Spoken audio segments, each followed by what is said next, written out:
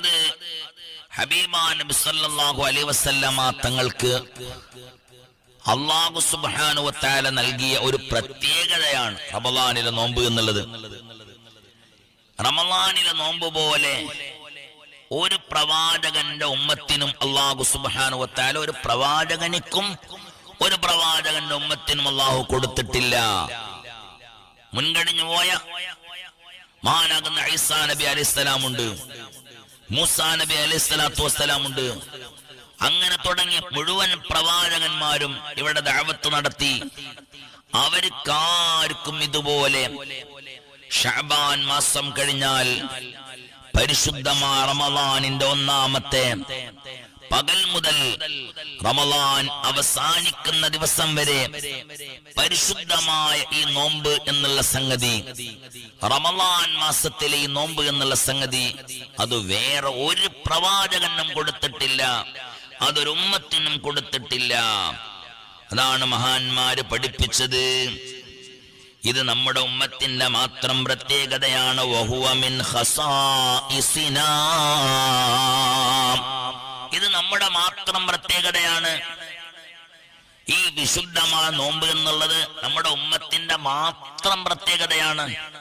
അപ്പം കുത്തിബ അലൈക്കുമുസ് സിയാം കമാ കുത്തിബ അലല്ലദീന മിൻ ഖബ്ലിക്കും ലഅല്ലക്കും തത്തഖൂൻ എന്ന് പറഞ്ഞതോ അങ്ങനെ പറയാറുണ്ട്. അത് നിങ്ങളുടെ മേൽ നോമ്പിനെ നിർബന്ധമാക്കി.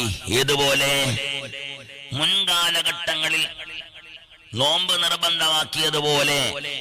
എന്നാൽ ആ കാലഘട്ടത്തിൽ നോമ്പ് റമളാൻ മാസത്തിൽ 1 മുതൽ 30 വരെയുള്ള ദിവസങ്ങളിൽ നോമ്പില്ലായിരുന്നു. ആ കാലഘട്ടത്തിൽ ജീവിക്കുന്ന ആളുകൾക്ക് നോമ്പുണ്ട്, പല രീതിയിലുള്ള നോമ്പുകൾ, പല ദിവസങ്ങളിലുള്ള നോമ്പുകൾ.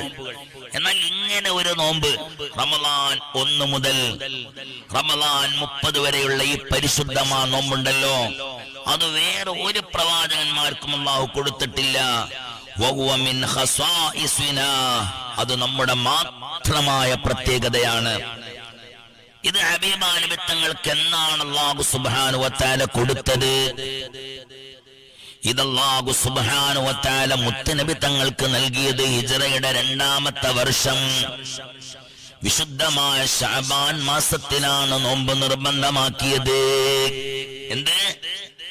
വിശുദ്ധമായ ശഅബാൻ മാസത്തിലാണ് നബി തങ്ങളോട് അല്ലാഹു സുബ്ഹാനഹു വ തആല പറഞ്ഞത്, അടുത്ത മാസം മുതൽ നോമ്പ് നോൽക്കണേ നബി അല്ലാഹ്.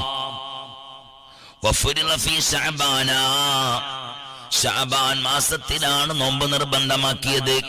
അപ്പൊ നോമ്പ് എന്താ നിർബന്ധം? ശഅബാൻ മാസത്തിലാണ് നോമ്പ് നിർബന്ധമാക്കിയത്.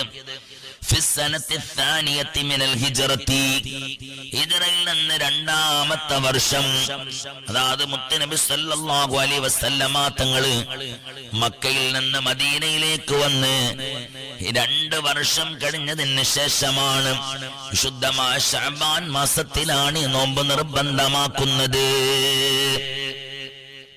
മുത്തുനബി സല്ലല്ലാഹു അലൈഹി വസല്ലമ തങ്ങൾ നോമ്പ് നോറ്റത് 8 കൊല്ലം മാത്രമാണ്.